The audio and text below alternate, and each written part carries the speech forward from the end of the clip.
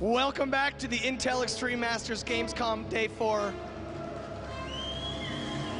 I love you guys. You guys got here early, man. Wow. Today is the first day of playoffs. It's really on now. Best of fives. There's no mistakes. Winner moves on and loser goes home. We're opening the day with a ZVP between two guys that are obviously incredible or they would not be this far. Please, all dozen of you and all 20,000 at home, give an incredibly warm welcome to our Protoss player, Asus ROG Elfi.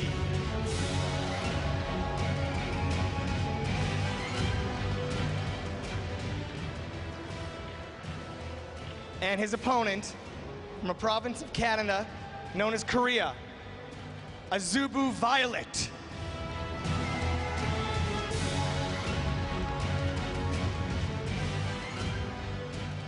What do you guys have to say to each other?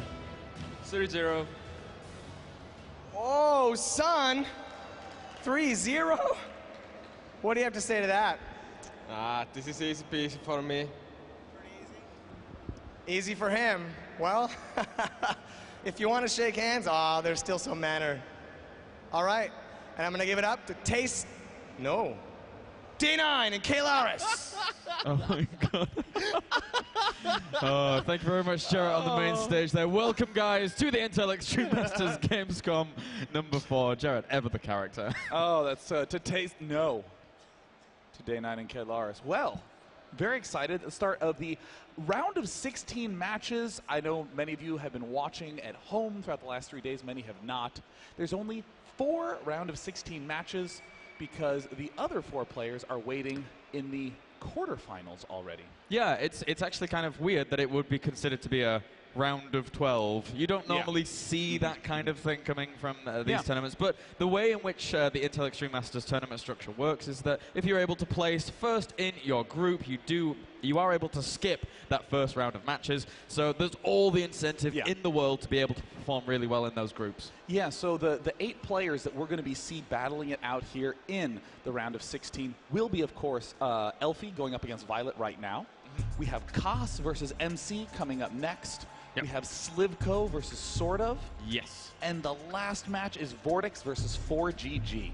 And those players will go on to face the 4 first-place players of the group stages, Supernova, Bomber, MC. Nerchio, and no, MC was not one of the first players. No, was it not? It was MVP. There MVP. Sorry.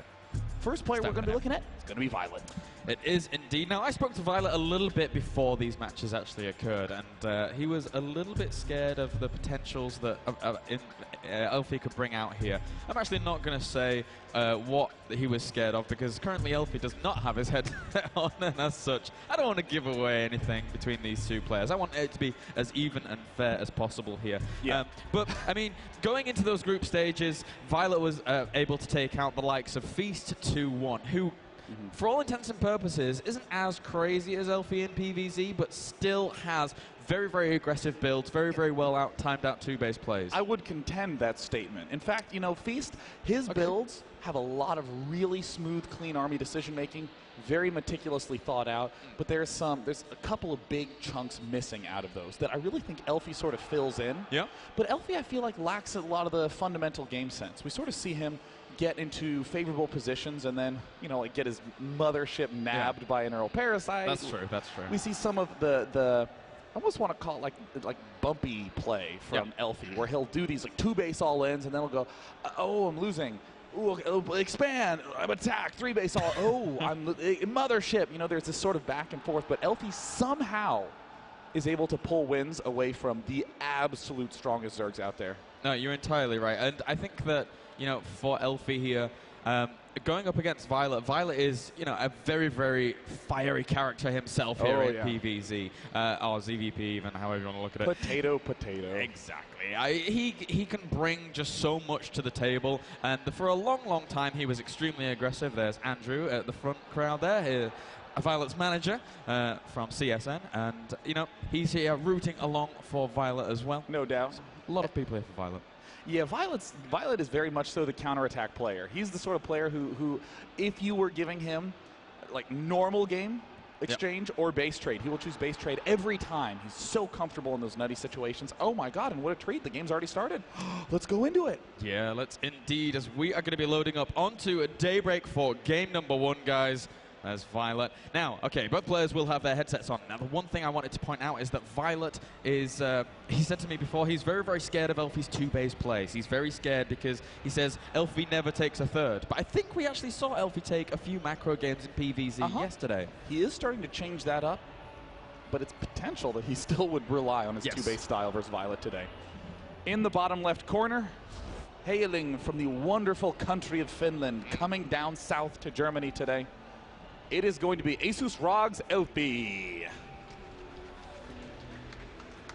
I'm really happy with the baritone that my voice is able to convey at this early hour. My vocal cords won't be this relaxed later in the day. I'm so impressed, honestly. Like, you have a monumental amount of energy right now. You know, let me use a little bit of that to introduce our top right player, Kilaris, hailing from everywhere. Canada, America, and Korea all at the same time. It is Azubu's Violet. Now, for these players going into this match, they've never really met each other properly in terms of tournament play. So this is going to be a little bit of a wild card. We have that best-of-5 format coming out right now. And just as a little bit of a disclaimer here, there was a little bit of controversy in the group stages. A little bit of what, my British friend? A little controversy as to the positioning of Violet in the group stages. But we can assure everyone out there that everything has been done by the book here by the Intel Extreme Masters. Actually, speaking of the by the book notion, each player, before they even play any of their tournament games, are handed a player's handbook. It's something that actually only the players get. That just kind of has like a list of rights, a list of procedures, a list of things to let them know that they can take advantage of. The most notable of which is after every 3 games, ESL requires that they know they have a 10-minute break if they want. They don't have to take it, but they have to be aware that they have that opportunity, because very frequently you'll have leagues that will have all the games packed together, trying to make sure the show flow goes straight through. Obviously a big concern, but ESL says, you know what, the observers can wait, because these players need to have these breaks, these opportunities to sort of stretch their brain muscles in between these intense matches. It really does allow for that contemplation. Just, you know, sometimes if you're like firing into game after game after game, you can't really thoroughly think about what your opponent's been doing in those opening games. And unless you get completely 3-0 KO'd from there, you can still use that 10 minutes to just reconfigure your mindset and re-evaluate exactly how you're going to be able to deal with the playstyle you've come to grips with in the first 3 games. We haven't really done too much noting of what's going on in the match, because let's be honest, PvZ basically does one thing as of now. Zerg players take 3 bases, and Elfi just briefly needs to check the timing. This hatchery did go down at 4:15. That would indicate that there's going to be no gas possible. Elfi throwing down his cybernetics core, I would say at the probably most standard time, 4:40. This Overlord wants to check these 2 geysers. This is really the first sign of anything, I guess I'd say, interesting in the game. This is so normal for both players, and a Violet is going to see earlier 2 geysers means a 10-minute timing push. Later 2 geysers means either an 8-minute push or a faster third. And for now, Elfi will be able to get away with this initial probe, so he's going to be fine and dandy here. Cannon going to be able to save that probe as well, even if his Zerglings did stray into range. Let's see if there any Chrono Boost gets thrown down on that Warp Gate tech. No doubt we will not see that just yet, as, well, not only does he have no energy to do so, but also, I mean, Elfi can quite easily go into a little bit more of a macro mode. And again, like yesterday, we saw Elfi actually going for a bit more of a bigger macro game in PvZ, which is something to me that is very, very cool. And ooh, interesting. Stargate. You know, oh, yep, and this is the big signifier. Violet, oh wait, oh no, he's going 2 geysers at once? Ah, this is kind of interesting. This looks exactly the same as if he throws down a Robo right after, it's going to be that whole Phoenix. Yeah. I mean, an important concept in the game is that you have to consider everything your opponent could be doing, as opposed to just trying to guess at one of them. And right now, Elfi is doing something that really could look like almost anything. The only thing Violet knows is that there's going to be no attack coming at 8 minutes, so Violet will likely respond with a fast layer at around 7 minutes for himself. Now, if Violet throws in that Overlord, and he's actually been able to do the scouting of his opponent yesterday in the games, he'll see a very, very familiar build. He'll see the Stargate and the Robo going down at specific times, and he'll know that those Phoenix are out there just to be able to couple up with that 2-base kind of Immortal push once it comes after this Phoenix play. Of course, Elfi still has options. He could still potentially expand off the back of this, but I would not be surprised in the slightest if he continued this aggression wholeheartedly on this 2-base. There's the Phoenix popping out right now. Elfi getting totally spotted at this point in time. And I will note that this is such an uncommon play to see out of a Protoss nowadays. You just don't really see air. And the large reason is because look at this front entrance. It is very difficult to cover if a bunch of roaches storm in here. The only reasonable way to do it is with a lot of gateway units. And of course, if you're going Phoenix, you don't have a lot of gateway units, so this has sort of been phased out. But Elfi does a very smart thing, rushing for this Robo Bay to pop out a quick Immortal, helping him defend against those pushes. Interestingly enough, he opened with an Observer here to be able to keep an eye on things going on at the front, but I mean, he's going to be able to get scouting information with these Phoenix as well as putting on a little bit of pressure. Do you think that the Observer here is required? Or, I mean, because in essence, the Observer here and the Phoenix are doing pretty much the same job at this point. Yeah, I mean, I think that is actually an excellent point. They really are doing exactly the same thing. I guess I would imagine that he just wants to do a couple of quick spotting in multiple locations. Like right now, seeing all these Zerglings stream out. Again, Violet knows either 10-minute push or third at this point. And once he gets the eye on that 3rd base, Violet's going to know exactly what's up. So this Observer really wants to keep an eye on movement out of the front. Yep, and for now we have Spore Crawler still going down here to try and keep Violet in the know. But look at this, Violet with so many Zerglings here, really zoning his opponent out of potentially taking that 3rd. And he doesn't know about this rising Immortal count just yet, with the Chronos being spent on this Robo facility. And with that 3rd Immortal now on the way here, it looks almost certain that Elfi is going to go for that aggressive stance. Gosh, Elfi's doing a great job with his damage. Look at that units lost tab. Ooh, that's so filthy. Look at that, nothing lost. Oh my god, this is so cool. This is like the movie Limitless, where the guy never makes bad bets on stocks. Very complicated reference that only some people will find funny. I have never seen this movie. It's very good. It's recently on Netflix. Fantastic. Said Sean to people in Germany. Yeah, we're not too familiar. But anyway, for now, Elfi going to be moving out here with not too many sentries here. Only 7 in this composition. Normally when you have that 3 Immortal push out, it is like with 12 sentries. But actually the Zergling's going to try and go for a rough fight, but he's already walled up here. Will catch 2 of those Stalkers, and plenty of Zealots warping in there to be able to deal with that. And Elfi now is going to go absolutely bonkerville with his forward pylons. He plants 3, 4, 5 pylons right out in the middle of the map. No problem, no discomfort with doing that. And with this swell of Zealots and these Phoenixes and the Observer, Elfi has all 3 big possibilities covered. Counterattack, composition, and of course where he needs to position his own army. So this is really, really nice for Elfi. Oh wow, warping in so many Stalkers there. 8 Stalkers warping in at any given time here for Elfi right now. And again, this is what Violet predicted going into this series. Again, speaking to him before, he was very scared about the 2-base plays of Elfi. So he's been gearing himself up for this, preparing for it. And, you know, we'll see if it's going to be able to hold, having that foregone knowledge previously. Well, it looks like Elfi is just maxed out on his ground force, and there is a huge series of force fields instantly putting all the pressure at the front lines. The Spore Crawlers at the front will probably be the first to fall, and then the Phoenixes can step right into action. But look at Elfi still crawling forward with a big number of pylons.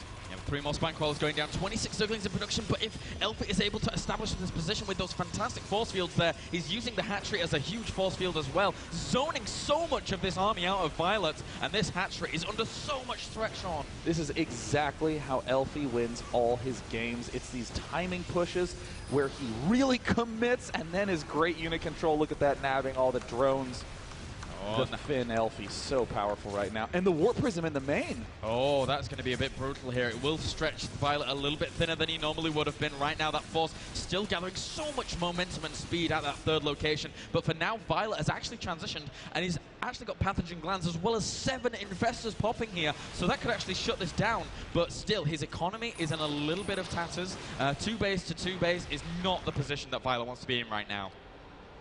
back in the main base for Elfi. He's going for the Twilight Council, going for the Robotics Bay. You'll note that at the Forge, we actually see that +1 weapons has gone down, but no +1 armor. Elfi, again, doing this thing where he's like, all right, I'm all in. Well, I haven't won yet. All right, time to expand. And kind of this weird stop-and-go mix, but all the Phoenixes in the main get nabbed. A nice pickup for Violet.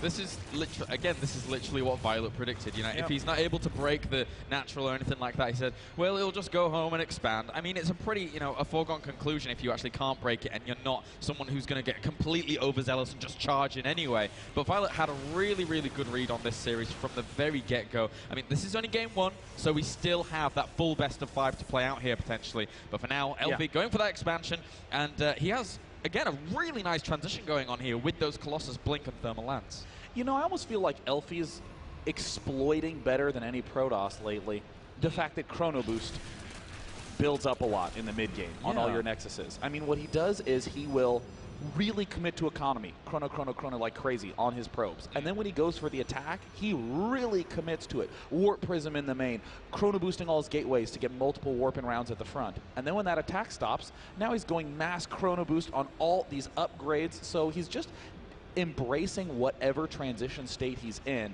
with those chrono boosts. So it's kind of allowing him to do what seems like it shouldn't work for your average Protoss.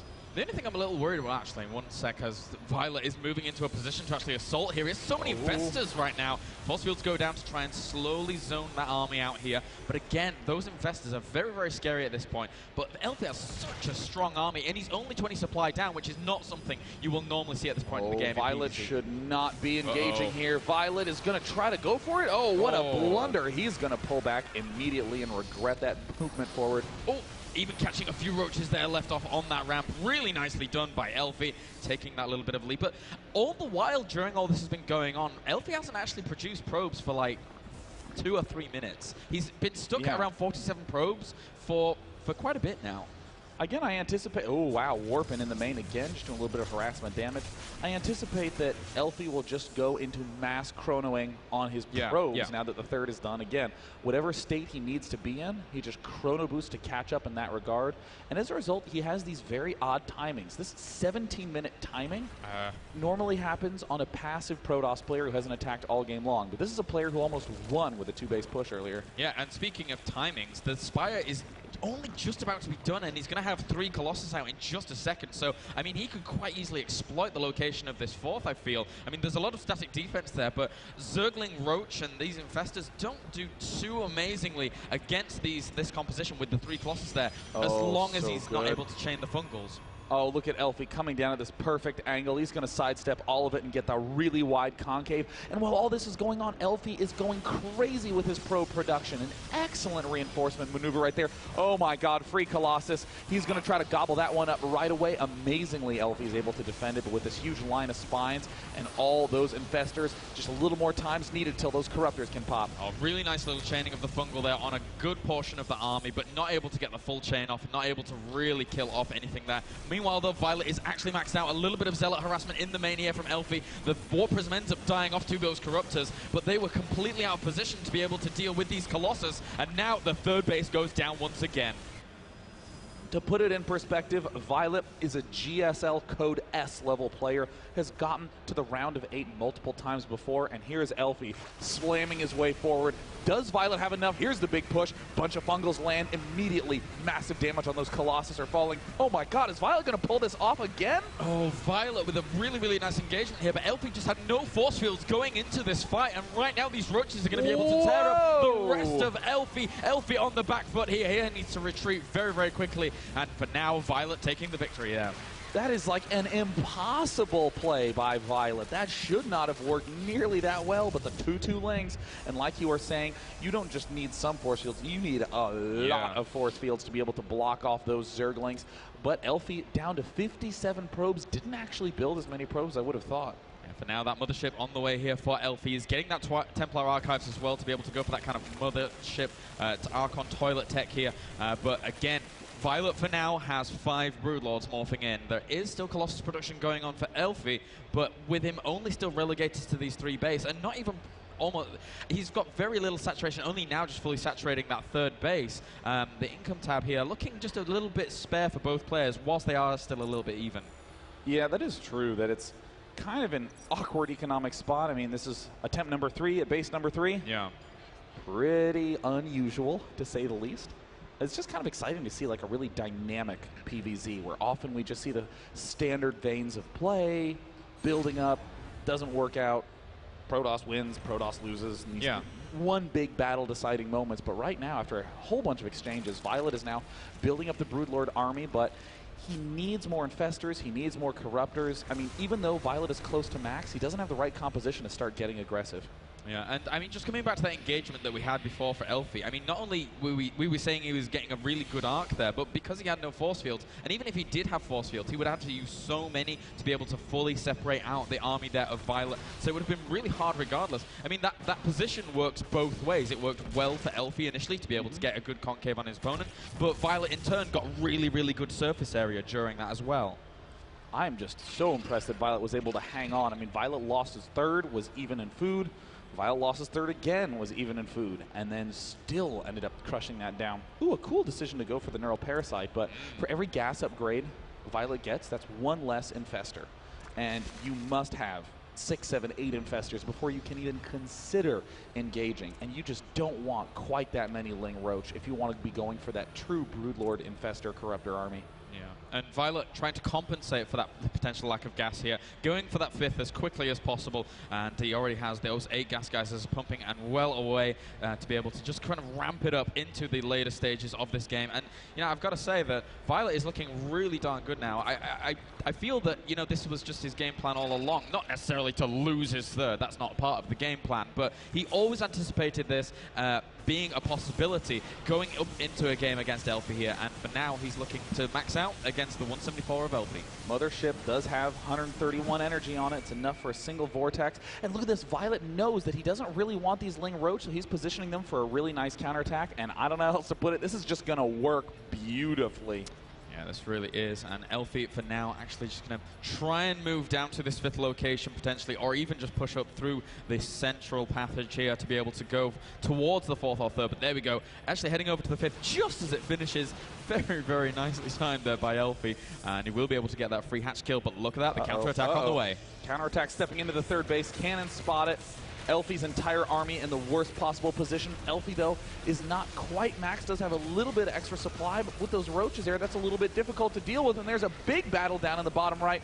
Vortex going down, one Archon getting caught a little bit off guard, but did anything good get into the Vortex? Blink forward picks off Infestors and Broodlords alike. A really, really nice fungal growth there, though, to be able to lock those guys down. And even the chain, killing off so many of those Stalkers there. So really nice little play there by Violet. Meanwhile, that counterattack ripping apart the 3rd of Elfi here. So this is really Elfi's last-ditch effort at this point. But Elfi's starting to make some nice headway with this force. With the Colossus still there, he's starting to take down the Spine Crawlers. But Violet is dealing some great damage in that unit station. We see that there's really not that many attacking units, but there have just been 100 Zerglings hatched for Violet, and this may very well be enough. It's all going to come down to the Colossus positioning, a blink back, and oh, the Colossus don't get a good angle. The blink goes right into a fungal growth, and Elfi's forces are rapidly dwindling. Yeah, pulling off the drones here. Violet knows the position he's in. He just needs to clean this up in order to be able to bring it home. As Elfi dwindling here at 40 supply, Violet going to be in hot pursuit as the Roaches batter down his fall. GG! Oh my God, I don't know how else to put it. Violet really shouldn't have won that match by normal measures, but he found some crazy good decision-making. Counter-attacking, building up just the right mix, not engaging those armies when they were right outside his front door. I mean, that's a hard game for Violet to have won. Yeah, that really is. So, I mean, again, going into the series here with the mentality that he had, I think really helps him out so much. Being able to know what Elfi is going to do from the very, very get-go. It's clear that Violet does have a good grasp of the playstyle of Elfi here, and for Elfi, it's going to be difficult going up against that in the later stages of this series, considering how well Violet was able to deal with that in game number 1. God, yeah, that's, you know, it's one of these weird feelings that you get in you know, a best of 5, where I would say that in like a ladder game, if you were Elfi and you played that, you kind of, yeah, I can kind of see how I should have done that. A little frustrating and that sort of thing. Yeah.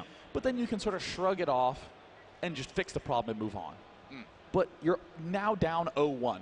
Despite all the great stuff you did, all the surprises, all the bases you killed off in that game, you're now starting the series down 0-1 after doing really your most stable strategy. Elfi loves doing that Phoenix and the straight into Colossus Immortal type of play. Yeah, yeah. So I think this is going to be a real mental killer.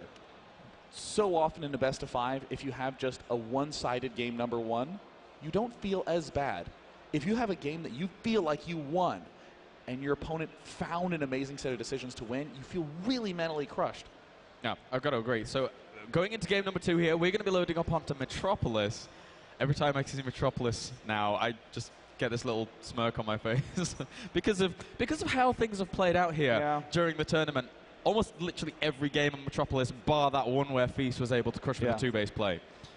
Every single one goes for about 30 minutes at least. It's the big map. It's actually so big that it's difficult to even attack at the front of the base. So most of the time players just expand, defend, and they'll be relying on Nidus Worms, Warp Prisms, etc. to get that edge. We'll be doing so, ladies and gentlemen. Without further ado, let's get into game number 2 here at the Intel Extreme Masters Gamescom with Elfi and Violet. As spawning up in the northern position, as our blue Protoss, not really able to make as much happen in that game as he wanted to. Give it up for Rogue Elfi.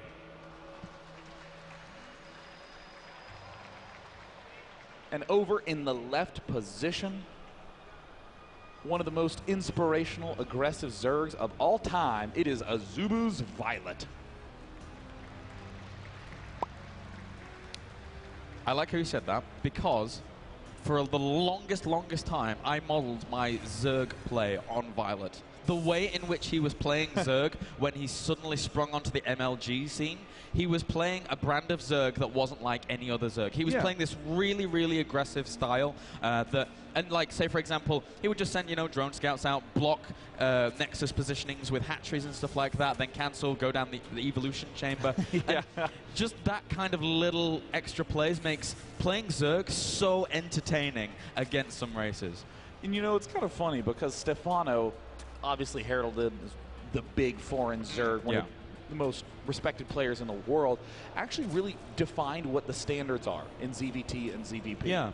And created this style that's straightforward, that's macro-focused, where you just get a lot of stuff and overrun the opponent. But Violet, I have tried hard to mimic Violet's style, and it requires such incredible on-the-fly decision-making because you have units at such weird times that you have to know exactly when to counterattack, exactly when to defend. And as a result, I mean, myself included, many others who try to mimic Violet's style struggle when they're trying to mimic because it's so easy to botch and lose. As we saw in that last game, Violet was just on the verge of losing 10 times or so, but still found a way to win. That's what makes it just so mystifying to me to watch Violet. Like, how does he just keep pulling these great decisions off?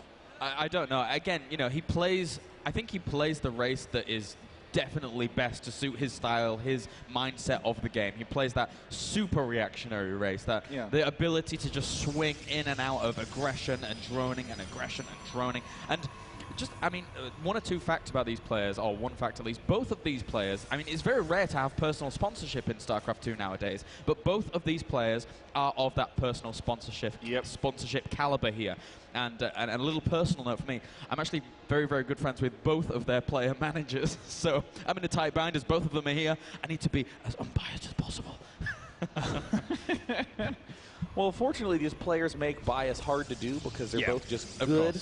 All you have to do is marvel at their sexy play. And actually, speaking of sexy and totally arousing Dark Templar usage, I'm remembering Elfi's game against Slivko yesterday, where he went for this incredible DT harass. Even though Elfi lost, he killed off 79 drones with Dark Templars within a 20-minute game. It was incredible what he was able to do. There was literally around 140 or so drones made during that game, and it wasn't even one of those ridiculously long games. We saw Elfi stuck on 2 base for so long in that game. So I think actually we could potentially see Elfi go for the same play here. It worked so well for him on Metropolis against Slivko, and I don't see why he wouldn't mix it up here against Violet in a best of 5 where, you know, things can really turn the tide for you. Stalker popping out right now for Elfi. Loves that fast Stalker. So I think it's probably the most fun way to open. Right off the bat, you can harass. These overlords that Violet has positioned are in good spots, but they're also vulnerable to a Zerg who studies a lot of games and sees where Zergs are likely to study, or excuse me, where they're likely to place their overlords. Yeah. Oh, and actually, we do not have Dark Templars on the way just yet. Familiar. It does a little bit, yeah. That Robo going down very, very quickly here. No gas second. Ah, there we go. There's the third and fourth gas guys going down, unless he's actually not going to get the fourth in just a little bit. Third is on the way, though. There we go. There's the fourth. So Elfi, this can still lead into, you know, actually securing a third with, you know, those Immortals. It depends on whether or not he's going to commit to like 1 or 2 observers there first to be able to scout out what's going on. Keep an eye on those attack paths down the middle of the map. But for now, he still has that option to go very, very aggressive on 2 base. Yeah, I do think that Elfi is the sort of player who doesn't just do the big Immortal pushes. He does expand every now and again. He'll go Warp Prism every now and again. This timing looks kind of like a Warp Prism. Well, if he were to throw down another gateway, then it would look kind of Warp Prism-y, but looks like he is going for the more typical +1. Just trying to look as normal and non-threatening as possible, but you know that when Elfi gets out, he's just going to be as aggro as possible. And that one Stalker for now actually poking forwards here against Violet. The Zergling's trying to surround. Speed nowhere near done, so this Stalker will be able to get away unless some slight micro mishap does end up occurring. Immortals being chrono boosted out here, as well as 2 more extra gateways going down for Elfi. So this is looking a little bit scary at this point. This is looking very 2-base pushy. Yeah. I mean, holy God, did Violet get that early. He started this layer before 7 minutes. That's just disturbingly fast layer play. Has his third gas geyser down, so he's going to be well equipped to deal with any sort of actually, he's going to be equipped to deal with exactly this push, but there's only 6 gateways from never mind. There's 7. I want to say quickly before it ends up occurring that we're probably going to see Violet once again throw down an infestation pit here in order to be able to deal with this. He really does like going for that infestation tech to be able to eventually deal with the 2-base play of a Protoss. Now, sometimes, again, like in Game 1, you can end up losing your third hatchery, which is sometimes a little bit annoying, to say the least. But actually, that being said, he doesn't have any extra gas geysers here other than just the 2 in his main, so that would be really difficult to actually transition into. Looks like right now Violet's doing Roach Overlord. Yeah. Just trying to build up as much as he can, and now he's going to start flooding with Lings. There it is. It looks like he will start to see this push. And is the Warp Prism now queued up? Elfi hasn't done anything quite yet. Well... It will be on the way. There you it go. is. Kaboom, kaboom, as Elfi for now warping in plenty more Stalkers here to be able to reinforce this frontal push. And again, Metropolis works so well in terms of the architecture around the natural and main of your opponent. But look, Violet setting herself up for exactly the same counterattack here. I like this counterplay. In fact, I like Zergs who are even willing to sacrifice an expansion, flood their main with spine crawlers, and just go for a big play right there. Elfi has walled himself off, but it is not going to be walled off for long. No, not at all. Those Roaches and Zerglings going to work there on that pylon. It goes down in rapid succession as that Photon Cannon on the way as well. Right now, though, Elfi going to push forward here. Force fields go down to try and separate a little bit of that. He's actually flooding through his own force fields here as he does get those sentries hit by spine crawlers. He wants to be very careful. 3 sentries die so quickly there, with another one to die very soon. Looks like Elfi is in a decent position at the front, but back in his main base, oh my God, the damage is huge. 29 probes, all that remain. Violet now setting himself up to try to invade this force. 2 Immortals still remain, just roasting everything that's at the front lines, and Elfi's decided, you know what, my main is dead and gone. I'm going to have to go for a kill right now if I want to hope to win this game, but in the Army Supply tab, we're seeing Violet still taking a lead. He's got to keep trying in. He has 4 sentries left, a little bit of energy on 1 or 2 of them here, but more Zerglings and drones actually being flooded once again. Violet knows all he needs to do is hold this after the damage he's been able to do. He's killed off 18 probes in their opponent's base, and those Zerglings are getting some really good surface area on those Stalkers. More Zerglings and Roaches in production here, and as he swings forward once again, it's looking like Elfi is almost down and out. Oh gosh, Elfi did the standard classic win all that Protoss have been losing to, or Protoss have been winning with again and again and again, and Violet just swatting it aside with some excellent counterattack play. Not too little, not too much, and Violet has successfully held off the all-in. This needs to change from Elfi, I think, in this series. Actually, we should talk about that after the GG here from Elfi. Violet's going up 2 games very quickly here against Elfi. And, okay, so I think Elfi needs to take a step back here. It's a sad thought that actually his 10-minute potential break is like 1 game away, because he could actually just not this couldn't twig in his mind, and he couldn't change. He might not be able to change up in this 3rd game, but this isn't working for him. Violet knew this was coming. Violet is preparing himself in a way with that little counter-attack that is actually so clever. You don't see enough Zergs actually going for this small counter-attack when knowing that this 2-base aggression is actually coming. And once you're able to kill off, say, 1 mineral line's worth of probes in your opponent's main, your opponent can't afford 8 gateways worth of reinforcements. Yeah. They can only afford, you know, the 3 or 4-ish. It's very difficult for Elfi to constantly power out that aggression at the front just for the sacrifice of 5 roaches and 10 lings at the front of your opponent's base. And I also think another thing that's kind of coming back to haunt Elfi here is that this build that Elfi did is one of these, any Protoss can do it. Yeah. Any Protoss who's mid-masters or higher can do that build. It's good because it's a good build, and it doesn't take advantage of the fact that Elfi's a good player. One of the reasons I like the Phoenix opening that we saw out of Elfi is that it demands skill. It's better the more skillful you are. You can't be so good that your Immortals come out twice as fast or something like that. So Elfi ran headlong into Violet saying, no, I prepare for all those standards. I'm actually fine. What I want to see out of Elfi on this game on Ohana, some sort of tweaked out Immortal dance. I don't really know. Maybe an Irish Immortal dance. But I want to see out of Elfi something that gears up towards a 3rd base, something that gears up towards a long game that allows skillful play to get the big edges. And the thing that worries me here for Elfi is I actually don't feel that Ohana is his map to be able to do that kind of thing. I think that whilst it can be easy to take a base there and get some nice SimCity off at the 3rd base, just a nice big wall in front of it, I still think that, you know, Violet 2 games up, he could go back to the very aggressive play that we saw him going for a few months back and quite easily punish Elfi here with this. Now, of course, he could go into that big macro game as well and just play very standard on the 3 or 4 bases here. And again, Ohana, great for counter-attacking. God, Ohana's so good for counter-attack, but it really demands epic creep spread. So if Elfi's aggressive enough, he could shut that down and set himself up comfortably.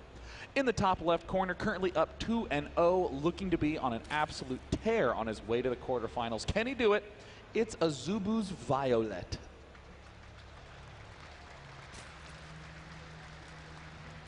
And spawning down in the bottom right-hand corner as our red Protoss. Currently 2 games down, guys. He needs your support. Give it up for Rog Elfi.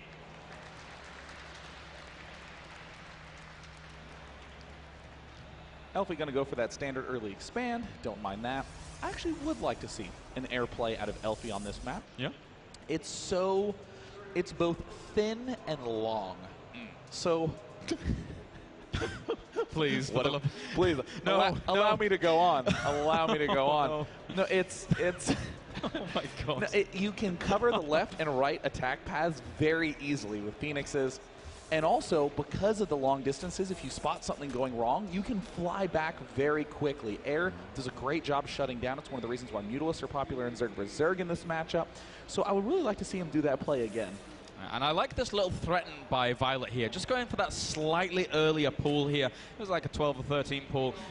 Normally you would see that 14 or 15. So Elfi here being told, hey, don't go Nexus first. But actually, I mean, he's saving up quite a bit. He could potentially just go an economical Forge here. We'll see what he wants to go for. This is kind of a cute play, honestly. You know, 12 pool's really not... It's not some big economic sacrifice or anything. Wait a minute. You can actually generally make up for it by the fact that you get your queen just a smidge earlier, but it can mess with a lot of Protosses because we have these Lings coming out right now. Violet is essentially doing a standard play, but hinting that he has that run-by threat at any point. There's going to have to be a wall-off from Elfi. Yeah, and I mean, considering that wall-off threat, I'm really quite surprised he just said, well, you know, I'm going Nexus first anyway, as some Protoss feel very uncomfortable about doing so. The Zerglings are on the way here, and that hatchery is going down for Violet. But wow, I guess 6 Lings.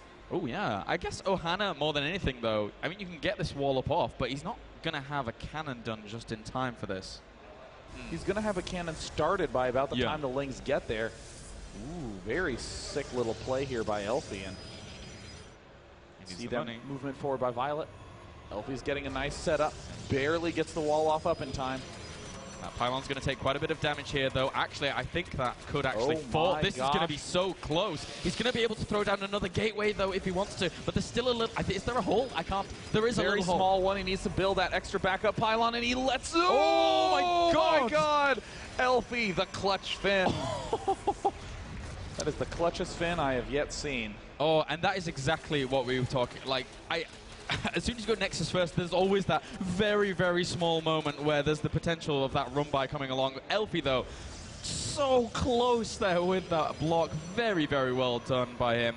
And that Cybernetic score going down for now. Elfi going to stabilize from here. I like to think of myself as somewhat of a manly player, Kalaris.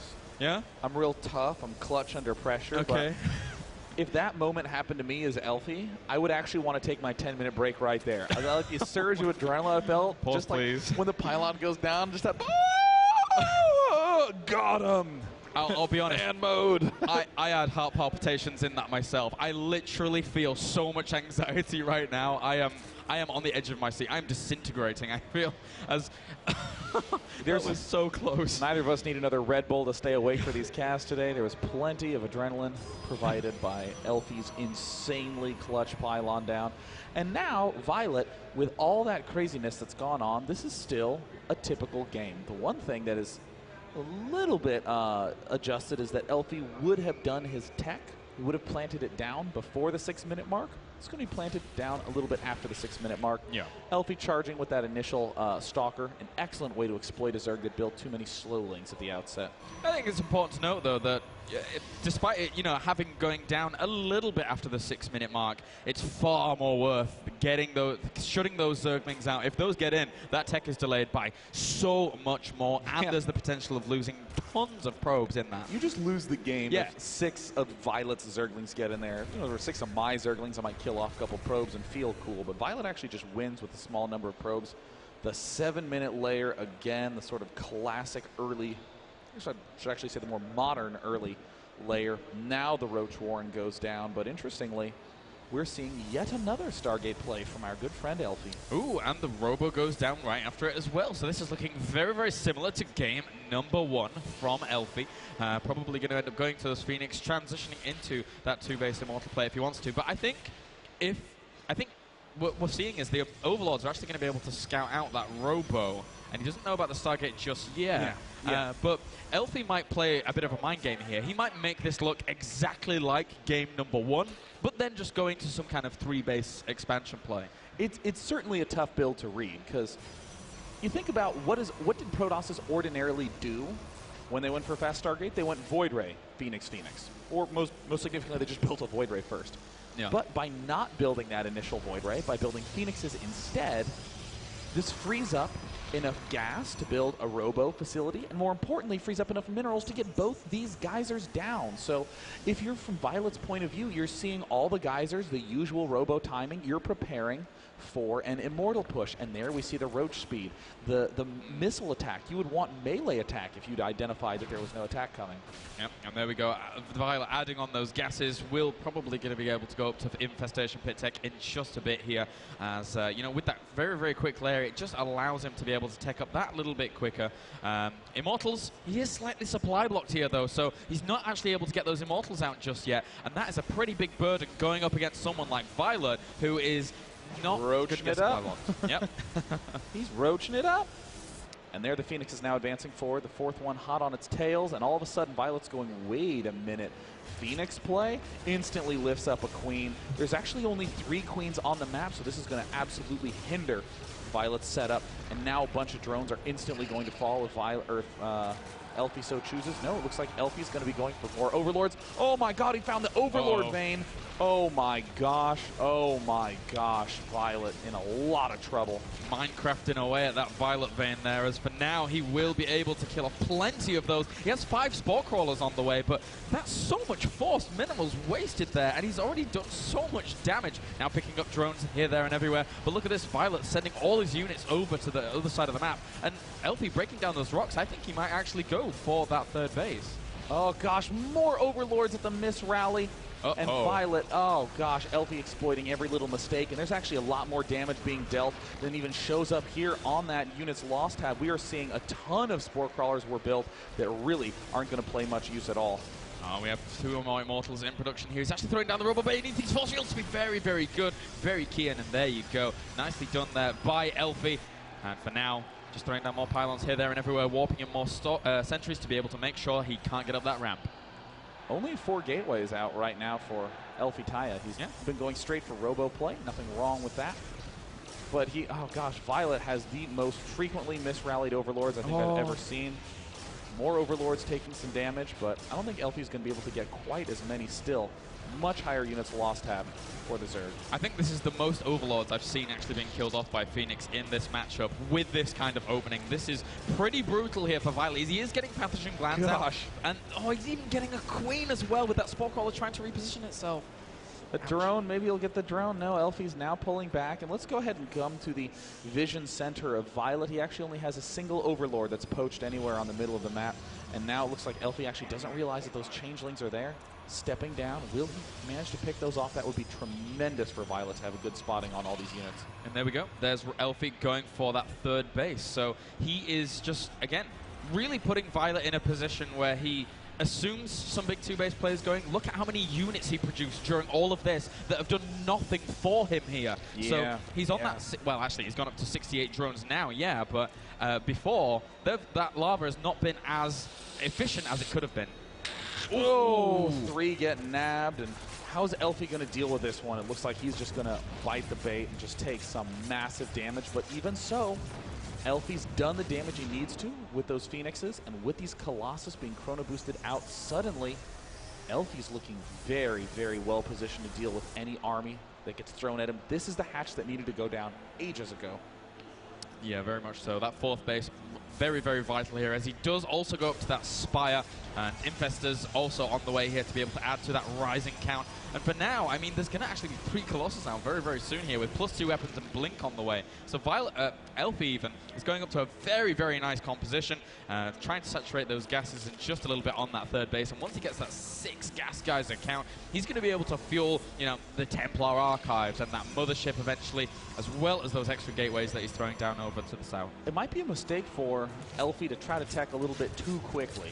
Elfi should be going for the maxed army push, because right now there's really no way for Violet to get any hive tech, to get any significant tech. I mean, look at that. 1-1 will be done at the time that Elfi's maxed. I mean, if Elfi just goes for a straight Blink Stalker, he's going to be in good shape. He's building a forge and a fleet beacon. I mean, sure, Mothership's great. Sure, upgrades are great, but winning the game is the greatest of all, Kalaris. It is, I would agree. Winning and being able to keep yourself in this bracket play, very, very important. He is able to pick up 1 drone, but not really much is happening with that. Poor second Phoenix out of range. I would totally just lift 2 things just to show him that I could. Why not? I mean, he's going to die, right? So may as well expend some of that energy. Actually, technically, it would be wasting some mining time on a drone. There you go. Justified.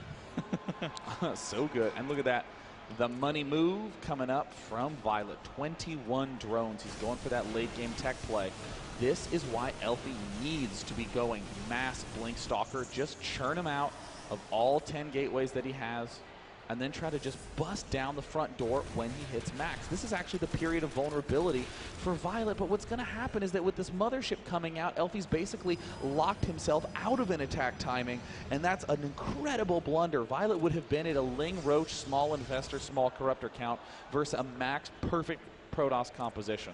So Elfi's going to have to try to win with a later attack, because now the big defense is going up from Violet. I've just had a slight epiphany, and I'm going to go on a tangent, so I do apologize infinitely, but The Oracle design in Heart of the Swarm, how cool would it be if it was like a smaller circle, but it just like lifted like a circle's worth of drones for like a period of time? Oh, like an area effect graviton beam? I want this to happen. I'm just, oh my god, I'm going to say it today, Kim. That'd be great. Sorry, go on. Game. That is a far different tangent than I expected. I'm sorry. You know how they should have ended The Sopranos? I'm like, wow. What in-game reminded you of this? There, it looks like we see the 3-1 upgrades incoming with that Mada ship coming out. Though it might look sexy, again, the attack timing from Elfi is gone. It is no longer a possibility. This is right when you would want to be attacking as Protoss, but Mothership getting finished up, not going to happen. But now he's actually going to try and swing around to the 4th base. Not going to be able to do too much pressure here, I don't think, unless those Colossus get out of position. Right now, the Corrupt is actually going to engage this. He's not engaging with the Infestors. Where are they to be able to support this army? He's going to have to fall back for now. Elfi with a very, very safe defense. That is exactly how Violet wanted that battle to happen. Now we see Violet has the opportunity to re-food up with Broodlords. Dum-doom. There's Broodlords going up. More Broodlords will likely be joining the party. And Elfi is kind of awkwardly on this high Zealot count. He'd really like to get a Warp Prism around now.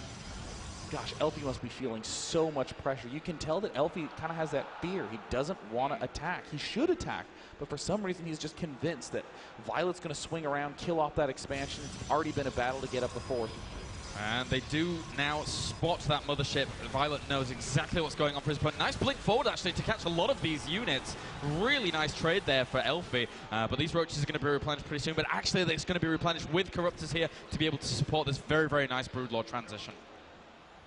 Elfi needs to be checking this left expansion. Violet is, in honesty, doing everything right, with the exception of killing off his own spine crawler like a doofus. Elfi now stepping into action. There's going to be one less spine crawler for that defense. 4 Roaches swinging to the left side again. Counter-attack for Violet, always on the lookout.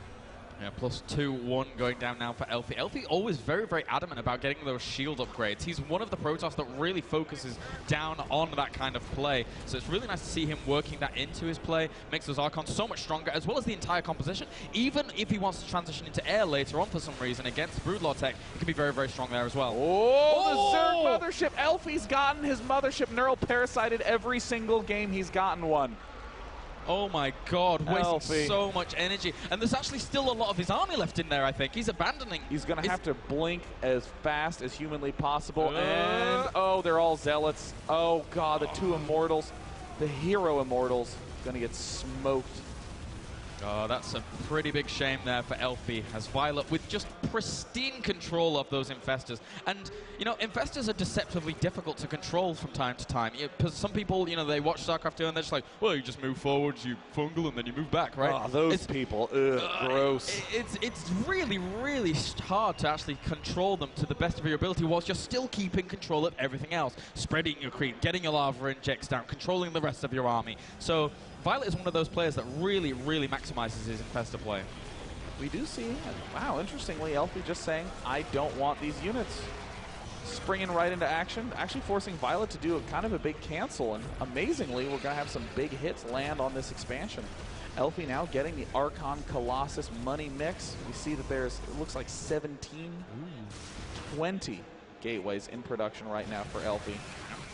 Zergling's getting smoked there at the 3rd location for Elfi, but again, we actually have pneumatized Carapace and Ventral Sacs on the way here for Violet, so chances are he might want to mix in either a little bit of aggression with 1 or 2 Overlords to be able to stretch Elfi thin, which would be a complete role reversal of what you would normally see in this matchup, or even just incorporate in the Banelings in order to be able to drop them across the entire army against those very, very vulnerable Philosophers. Oh, the Archon stuck in the back. Will he be able to get the Mothership? Will he be able to throw down the Vortex? Where's the Neural Parasite? He's stepping forward, and he gets it! Oh! Elfi catching a lucky break. Will he march in with everything? Archons. He needs to get on the other side. He needs to get those Infestors in there. Archons marching right on in. Oh, Elfi has a big play coming up. Here it comes. Here it comes. Broodlords. Oh! disintegration as Elfi is able to rip apart the force of Violet, taking out this 5th base as well. But meanwhile, we actually have a counter-attack of Zerglings moving on into the second base here of Elfi. And actually, he's just going to separate these and go into the main as well, trying to bring down a little bit of that infrastructure as well. So Violet not down now just yet. A lot of Infestors, a lot of Corruptors, and Broodlords nowhere in sight. Another Mothership being produced. It will be likely to be taken out. Zealots get morphed in. And Elfi now going again for that vulnerable 4th base. What a vortex. I mean, took a couple tries after he's getting his Neural Parasite every time, but now Elfi's sweeping right on in. Neural Parasites nowhere to be found. Fungals aplenty. Expo gonna fall down, and Elfi finds himself at a lead for the first time in this series. For all the criticisms we had of those of Elfi having those Neural Parasites strike that Mothership from time to time, that Vortex certainly made up for it here from that Finnish Phenom. As for now, we just have a few more gates here in the main. There we go, morphing those into Warp Gates there, as he just continues to replenish here. Plus 3 shields on the way once again for Elfi, and this is so much quicker than you see most Protoss getting this. So his force is going to be immaculate here going into the next engagement against Violet. 3-3-3 Protoss army, so uncommon.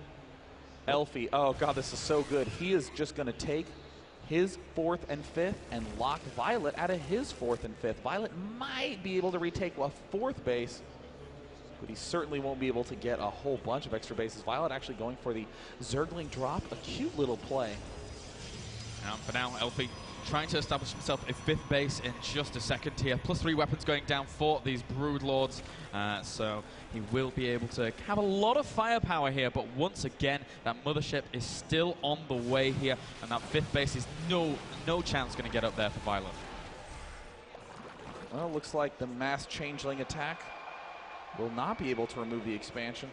Mothership in production at the natural expansion. Yet again, more Corruptors en route. Zerglings instantly spring down into action, but only 57 probes. That's kind of a surprising move from Elfi, but it allows him to have this ridiculous army.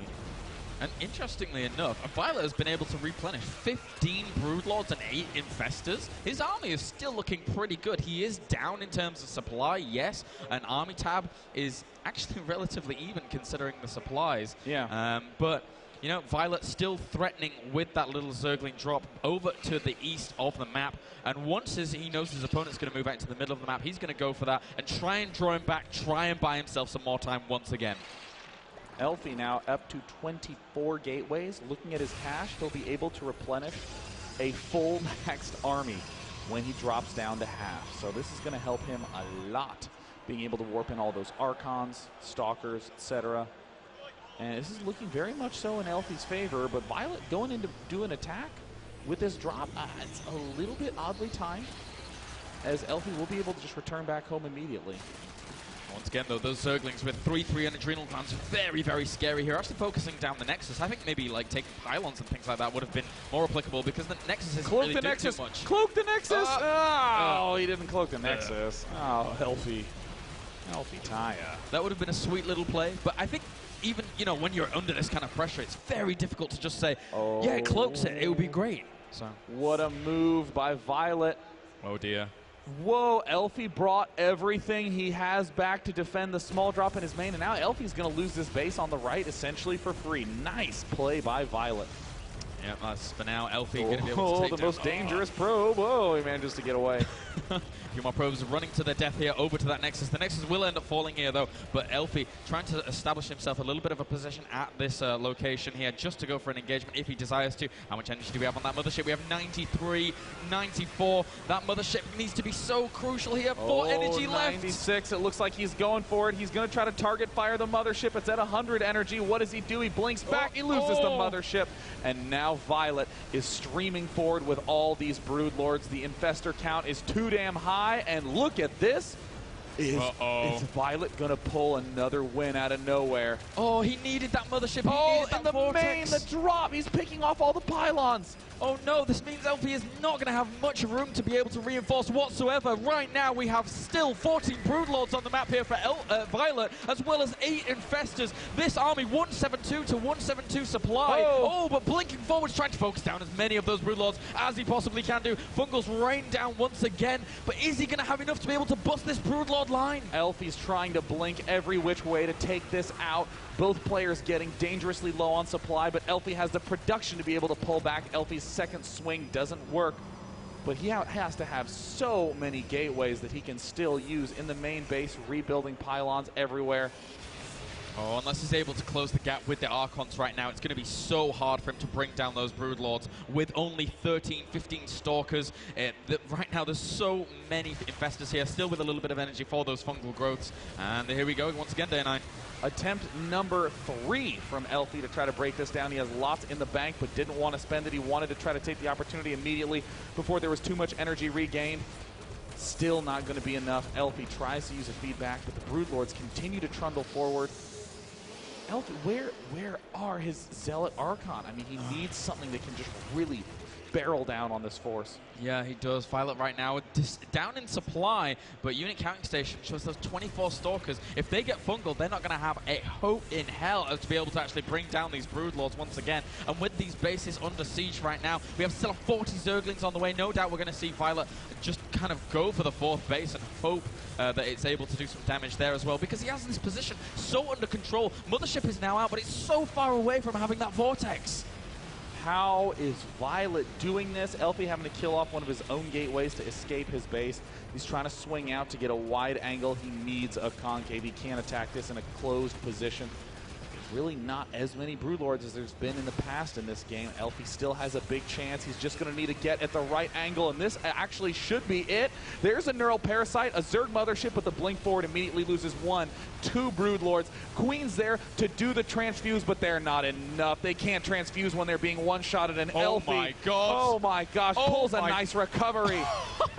Elfi with a miracle defense. GG! Elfi comes back in game number 3. How on earth, after back and forth on Ohana, he manages to take the game. He is not down and out just yet. This Finnish knight on the way to bringing himself back in here. God, I mean, Elfi clearly dismayed after that game. I think he knew he was in a good winning position, and then he suddenly lost that expansion. Suddenly his main was in shambles. He suddenly whiffed another vortex. He got a Neural Parasite on the mothership for a 3rd time, and everything started to fall apart. I actually, when he Neural Parasite the mothership at the very end there, I instantaneously checked to see if he hadn't actually an observer there, and he didn't. I think that if he would have Neural Parasited and been more adamant about that, there wasn't any detection there to be able to actually spot any of that army. Of course, he would have had to have brought down the mothership on his own to be able to really deal with that. I mean, were there any cannons in range, like at the ramp of the natural, for example? You know, I mean, he would have had cloaked transfusing Infestor mothership. Yeah. Broodlord. That would have been Queen. I really want to watch the replay back of that at some point, because that moment, if he'd have somehow managed to continue the control of that mothership whilst there was no observer there whatsoever, that would have been one of the most ridiculous engagements in PvZ. Yeah, but I mean, it's so crazy to see how both players having such influence over those individual battles. It really can go either way, but my God, it was, you know, I even remember when that Zergling drop popped into the main base of Elfi. I was just like, this is kind of weirdly timed. Protoss isn't attacking, so it's not a nice counterattack. You're not attacking Protoss, so it's not a 2-pronged attack. It's just an attack. It's just sort of this weird thrown out there. But Elfi brought everything back into the main base, and that's when things started to tip. I mean, Violet, again, some of the best decision-making you'll ever see with Zerg anywhere, ever, under any circumstance, for all time. Period. Full stop. Very true. You done? Let's hop into game number 4. As we load up onto Atlantis spaceship here, guys. Violet currently 2-1 up, but Elfi looking to bring things back. Let's get going. As up to the northern position here, spawning as our blue Protoss, we do have a guy who's brought himself back in game number 3. Give it up for Rogue Elfi.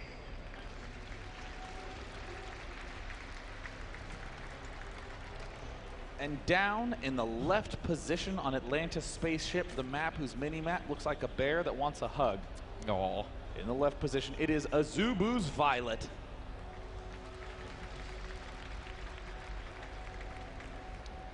Still 2-1 in this series. For now, Violet going on to Atlantis spaceship. Now, I have to kind of consider that Violet being still very active in the Korean scene, actually participating in GSLs, I can't help but feel that he has more experience on this map. It's a new addition here at the Intel Extreme Masters, replacing the likes of Tal'Darim Alterib, for example, which I'm pretty sure a lot of people are very, very happy and content with, as that did make for some interesting games, especially in this matchup with the Rocks at the 3rd. That could always be a bit tricky for Zergs. But Violet, yeah, I can't help but feel that he will have a little bit of an advantage going into Atlantis spaceship.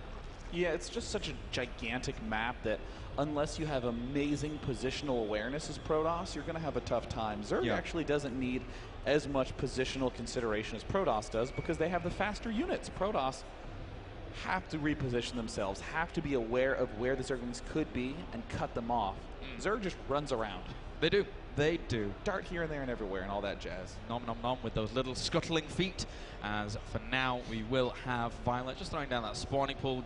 Expansion on the way as well. Elfi spots exactly what's going on for now. And other than that, just the standard usual rhetoric here of Elfi. But again, going from games number 1, 2, and then into 3. Elfi clearly reevaluating his position. He's well known for these 2-base plays. He's well known for actually being super, super aggressive with those kinds of things. Makes it look like a 2-base play, says, I'm not going for a 2-base play, you silly goose, you. And then he just goes straight for that 3rd Nexus there after, you know, harassing with those Phoenix. So really nice little bit of a deviation there for Elfi. And it really did show that he's able to really mix it up and still is a super high-class player. I'm really excited to see Elfi do his Phoenix play on this map specifically. I mean, again, we don't really see Phoenixes very often. Caught Violet very off guard in the last game. We saw Elfi have a little bit of shakiness, but still get up a solid follow-up that was super difficult for Violet to deal with. And now here, Elfi just doing his usual setup, nothing too out of the ordinary. Same thing with Violet.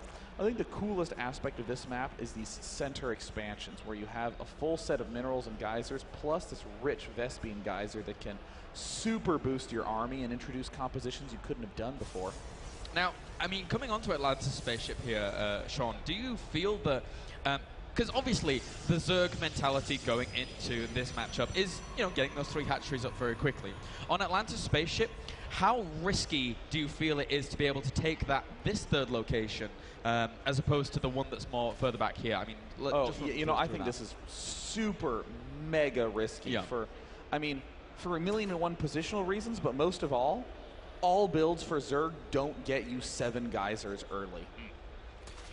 So there's actually no need to take it. If you took it, you'd still be on 3 gas for a while, and then 4, maybe 5, and eventually 6. So I think that you still get the advantage of the gas in the middle by taking it as a 4th, just as well as you would have by taking it as a 3rd. So you're basically saying it's good to get the flow of the game right. You're never going to need that much gas early on. It's always later on that you're really going to be able to go for that. And, you know, you can't really fund 6 gases worth of, or 7 gases worth of that early. I guess you even say like 8 gases worth because the rich Vespene geyser has such a high income rate. Ooh, Elfi going Phoenix again. Elfi doing his Phoenix thing. If we consider what has gone on in the past, likely we're going to be seeing a robotics facility right when that Stargate finishes up. Chrono Boost still being spent exclusively on probes. Actually might not even have a Chrono Boost available for when that Phoenix pops out, but Violet doing everything nice and standard. Has the 2 gas geysers up at 6, etc., etc., etc. It's such an intelligent read to make, though, Sean, because Atlantis spaceship's such a big, wide-open map. It's got a lot of angles at which you can actually pincer in there with those Phoenix to be able to put on the aggression. And again, because it's such a big map, if you commit a little bit more to Phoenix, there's not a massive, massive amount your opponent's going to be able to do until that layers up, until the reconstitution's down. So they can't really hit that timing of like trying to exploit whilst you only have Phoenix. I really like the estimation that you made early on. It's nice. Ah. I just think this Phoenix play from Elfi is really cool. Completely revealed. Elfi doesn't see this one Overlord at the back, will very shortly, but this is such a safe opening from Elfi. I just love it. Down the south side, it looks like Violet, just now finishing up his Happy Time Evo chamber, so he'll be absolutely fine in terms of defending this. And Violet won't have to do what he did in the last game, which is build 6 Spore Crawlers all of a sudden because he didn't have the Queen count. Now Roach Warren is on the way here for Violet now, along with that layer morphing in just a little bit. The Phoenix beginning to poke away at these Overlords. And, you know, Violet, he's going to be in two minds about this. He doesn't have too much intel. He knows that the Stargate is on the way, but he doesn't know that the Robo's there just yet. And look at this. Once again, he finds a lovely little pocket of Overlords. This is going to be a little bit easier to reinforce than in last game because of the architecture of the map here between these bases. But still, getting 1 or 2 Overlords, very nice little pickup there for Elfi. Looks like Elfi's a little hesitant to engage that until he gets himself another Phoenix. Just trying to poke around, make sure there's none of the usual threats. Killing Overlords is nice, but dying to some huge attack is a lot worse. So now he's going to go back, and because Violet kindly didn't move any of the Overlords. I mean, wait, what is Elfi do? Why is he not exploiting that? There's a Spore Crawler hidden under them, I think. Oh. I just had to tilt the angle. Oh, it's I'm so sneaky. dumb. Oh, I guess Violet is a good Zerg player.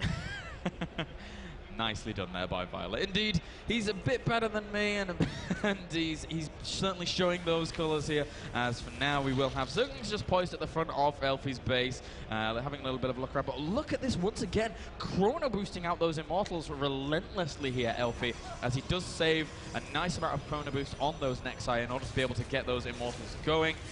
With their Glitter Constitution on the way, Violet's just playing what he would consider to be, you know, the standard way to deal with that 2-base push, as he still has a Zergling spotting at that 3rd location. Elfi doing a good job picking units off. Still 0 units lost for Elfi. You do see the Zerglings trying to stream forward, and I think Elfi's going to do the smart play and go down the path of this expansion. He actually can expand behind this, even though he's setting himself up for the 2-base mega push. In the unit station, we see 49 probes. He generally stops at around 47-ish, so he does have the 2 bonus probes going down. But now it looks like Elfi actually taking the direct route and will not actually have any defense for this counterattack. Oh, and look at this once again. Violet just setting him up for the... Oh, it's so amazingly well timed here from Violet. Pushing in here, a few Stalkers out there, and he's pulling all his forces back. So Violet is not only as successful in the other ones, but this time he's actually going to lose a few of these units. Zerglings in the main base, lift on the Phoenixes, doing some great damage. Probes will take some hits in the main base, but there's not actually that many probes been lost, just a single one at this point in time. Actually, the units lost tab, we see that's just a cannon and a probe that's been killed off. And Elfi's now going to try to engage these probes. Violet, with an uncharacteristic misstep, doesn't micro them around. There, now he starts moving them. This will actually slow down this push significantly.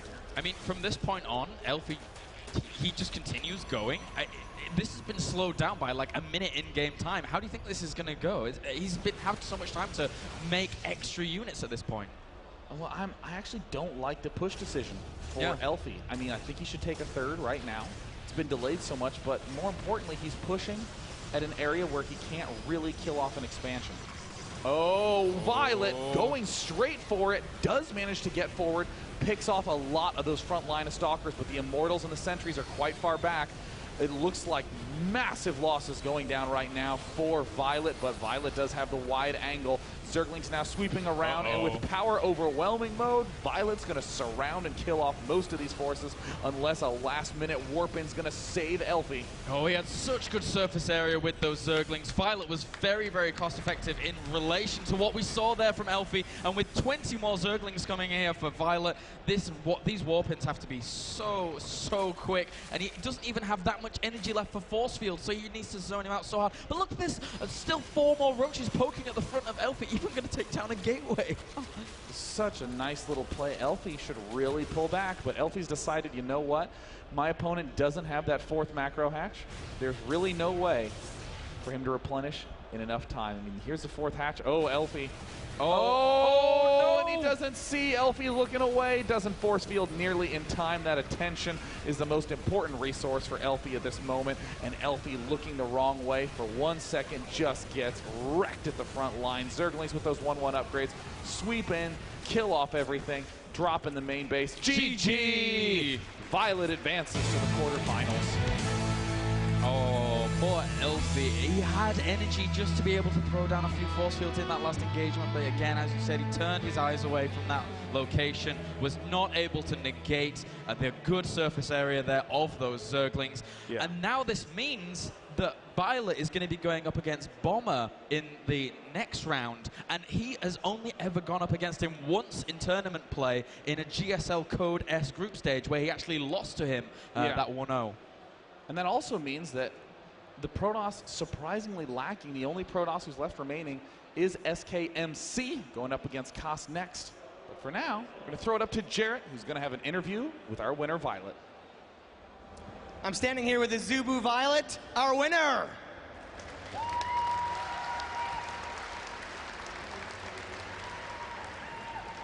Very well played. You're a great Zerg player. Did you know that? Yes, I know. That was kind of sarcasm.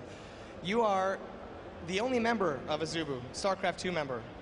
You are one of the few players with a personal sponsorship. I hear you spend a lot of time traveling, a lot of different countries. How do you stay so good? Who do you train with? Because I'm Zerg. Now Zerg is pretty good, so... Oh, that's so honest. You have incredibly good English as well. Did you work on that? Did you take classes, or is that just from all the travel? No, I just staying with my American friend.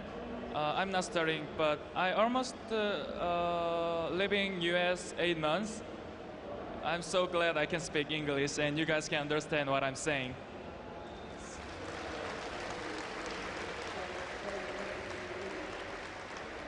I'm happy too, because we've had some talks and you're very funny.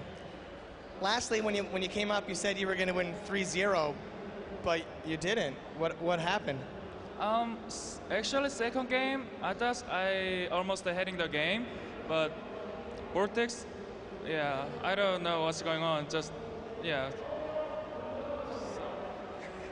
Do you have anything to say to everyone here and everyone at home? My next round, most hardest my this tournament, but if I win him, I can win. So cheer me, please. Thanks soon. Thank you very much. Violet is moving on to play Bomber in the next round, so a TVZ that will be very tough for him. Please do not go anywhere. We will be right back. We're back already. Hey guys, Artosis here. I'm going to go over the replay and see exactly how Violet won that. So we're going to throw up into my computer here. Just 1 second. Violet with some really good moves. We see right here, it's around 10:45, 10:50, that Elfi is actually moving out. And this is the attack timing he wants. Notice the probe is coming. He wants to move across the map and actually start this attack. This is a good timing. But we see Violet right down here has a lot of units going on. So this little counterattack is actually one of the big parts in this game. This is enough units against just the single cannon that's already there to actually either force Elfi into a base trade scenario like we saw before in the series, or to go back and clean this up. So as we see, he does opt to come back and clean this up. And of course, he will be able to, but Violet runs away a little bit, and Elfi wants to kill a few extra units, as we see here. And let's see right when he gets back. Okay, remember he moved out at about 10:46, 10:50, around there. Now look, it's 11:56 to be in the same spot. So Violet bought an entire minute in the game just spending a few units here. And that's pretty huge. This really slows down everything that Elfi's doing. And even though he lost a few units, just the time bought off of 3 bases, just really macroing up quite aggressively, he's going to have enough units to actually hold this. So we can go ahead to a little bit more. Elfi's attack is incoming, and here we go. So this is the first engagement. This should have happened a minute earlier. There should be a lot less units here. And immediately, Violet actually gets past. You know, Elfi's on the creep already, and Violet moves right up as soon as he's on the creep. The force field's a little bit slow. The sentry's a little bit further back. And this engagement, Elfi does end up winning, mostly off the power of these Immortals in the back, just crushing everything. But Violet did a pretty good amount of damage. In this time, of course, he's able to make a lot more units, and Elfi has to draw back for a little bit here because he has taken so much damage. He needs to get a few more warp in rounds and whatnot.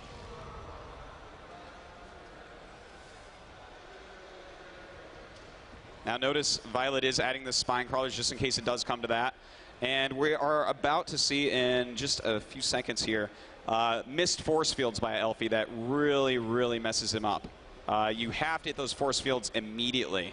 In fact, I think I heard Day9 or Claire say something about, attention is such a valuable resource, and he just was not paying attention here. He needed to make a force field wall. When all these Zerglings get in on this type of army, do we see any Zealots? No, this is just Stalkers, this is Sentries, this is Immortals. This is a great composition here for Violet to use against it. And to just get right up there on the creep, this is really the finishing blow in this game, of course. And you're not going to kill Violet from there. So Violet did a great job of basically slowing Elfi down, and Elfi just didn't pay enough attention when the attacks were coming. So he didn't really have too much of a shot as soon as those units got in. All right, so that is how Violet went ahead and won that.